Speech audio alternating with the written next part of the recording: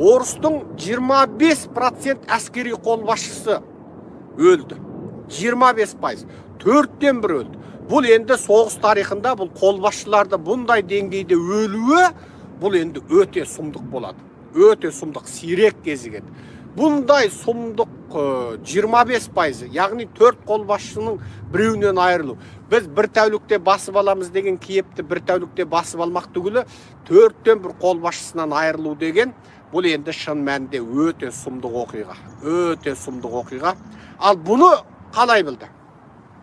Жаңа қолбасшылардың аты жөндері ашық ақпараттарда бар, онсыз да жасырын ақпараттары болады. Жаңағы Петр Петрович Петров, мысалы генерал, оның суреті бар, дауысы бар, оның даусының қалай тембірі болады, частотасы, амплитудасы болады. Әр адамның, мысалы менің даусымды амплитуда, частота, тембірі, герці, жиілігі, жаңа соның барлығы тұрақты болады. Оны екінші бір адам тура сондай қып сала алмайды. Әр адамдікі сондай, әрбір адамдікі сондай. Соның дауысын жазып болады. Енді олар жаңа рациямен сөйлесіп тұр ғой. Рациямен сөйлесіп тұр. Сосын мына украиндердің сөйлесіп тұрғанда біледі. Анау ұзыннан ұзақ тұрған 100 танкының тура 25-ші танкісінде сол Петр Петрович тұр екен. Әлгіні алады, төбесінен ұрғандай болып, не байрақтар атып кетеді, не Еуропа берген жаңағы иықтан ататын түтікше құралдар атып кетеді. Әлгінің танкісі тасталқан болады ғой. Ал енді оны көрген әскерлерде ес қалмайды. Тура генералдар тұрған танкі тасталқан болады ғой. Сөйтіп, міне орыс өзінің бүкіл дайындаған генералдарының ішіндегі 25%-нан айырылып қалады. Енді бұл жерде тағы бір сұмдықты айтайық. Украин билігі өзінің сол соғыстағы халқына ешқашан сим-карттарыңды, телефондарыңды орыстарға бермеңдер. Егер орыстардың басып үйді тінткен білсеңдер, телефондарыңды, сим-карттарыңды құртып жіберіңдер деген бұйрығы болды.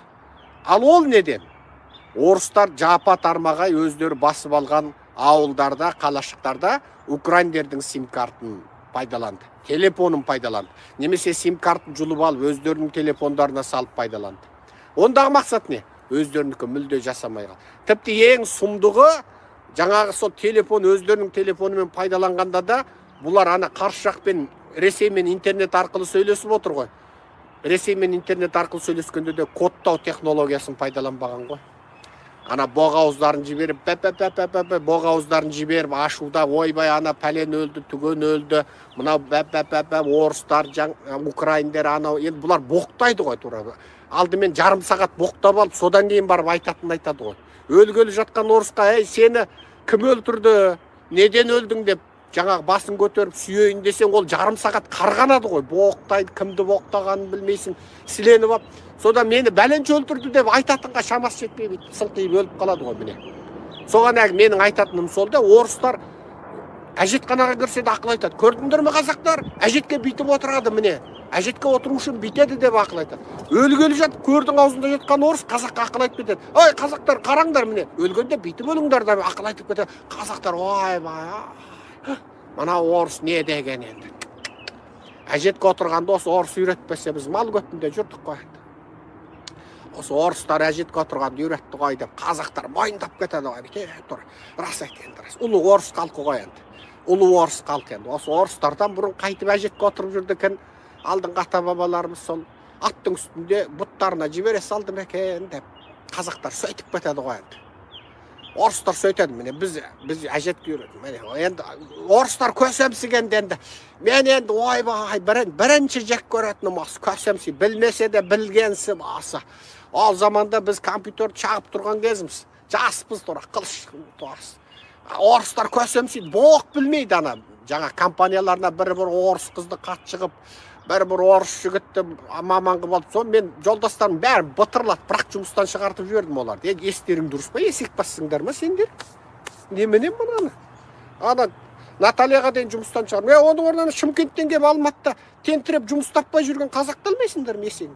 Қызықсына мына Натальяны тексердіш, басында 5 үй бар. Қазақтарға жалға беріп қойып жүр мұнау. Атаңа неледі. Сол совет кезінен еден жуып, пол жуып үйренген қатын сол кәсібін тастай алмай тұр бұны. Деп жүріп бәрін қазақ қылып жібердік қой біз. Содан қысқасы орыстың 4-тен 1 қолбасшысы тасталған болады ғой. Міне бұл Microsoft, Google, Facebook, жасанды ақыл парасат. Бұл міне қай жерде кімнің тұрғандығын дәл айтады. Енді бұл жерде бір адамды айтпасақ тағы болмайды. Ол адам Илон Маск. Бұл Илон Маск аспанға 60.000 спутникті ұшырған мықты, Украинды тұтасыменен интернетпен қамдап жібереді. Аналар ойлаған ғой, бүкіл Украинаның электр жүйесі, ана жүйе, мына жүйе, телекоммуникация, жер асты кабельдерін бәрін тасталған қылып. Жоқ, Илон Маск. Ол алдыда бүкіл спутнигін жаңағы Украинаның төбесіне жиып алып келеді. Украинада интернетпен қамтылмаған жер қалмайды. Енді ойлаш, күні кеше ғана Украинада бір мына ұялы байланыс. Ана ұялы байланыста. Бірақ күнде соның бәрі суч етіп өзгере қалып, суч деген аусу өзгере қалып, Илон Масктың анау Skylink ғарыштағы спутниктік интернетін қайтып қабылдай қалады. Ол үшін де үлкен жүйе. Ол Илон Масктың командасы соғыстан баратын жердің бәріне, тіпті әскери техникалар, үйлер, тіпті әрбір жеке адамдардың жаңағы жылжитын заттардың үстінің бәріне күннен энергия алатын және айналасына интернет тарататын, байланыс таратын өте шағын, жылжымалы шағын құрылғыларды орнатқан. Олар кез келген ал. Мысалы, менің денем орнатып қояды. Менің денемдегі бір кішкентай бір мінәнді телефоннан да кішкентай бір зат, ол кем дегенде 10 километрге таратып тұр. Немесе 10 километр аумақты спутникпен жалғап тұр. Ана бір танкіде тұр, ана бір ескі қираған бір үйде тұр. Анау жерде бір жерге чанчып қойып кеткен. Мына бір жерде бір үйдің төбесінде тұр. Оны орыс білмейді не екен деген. Ол боғауызданып жүреді. Бәллә, мына не нәрсе, мына айтпайыншы орыстың боғауызын өзі. Деп жатқанда оның бәрі сол спутникпен байланысып, интернетпен байланыспен қамдап отыр.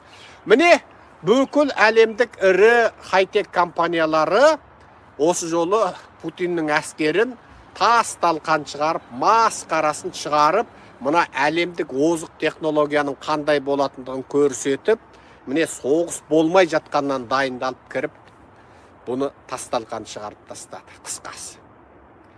Әңгіменің ұзын-ырғасы осы. Міне, сіздерге айтатын әңгімеміз осы. Қанша қазақ көріп отырсыздар? 3639 қазақ көріп отыр екен. Мына жақта қанша қазақ көріп отыр? Инстаграмда 139 қазақ көріп отыр. Инстаграм әйтеу аз. YouTube әйтеу көп. Кейде соған Инстаграмнан көңіл қап сөйлегім келмей қалады.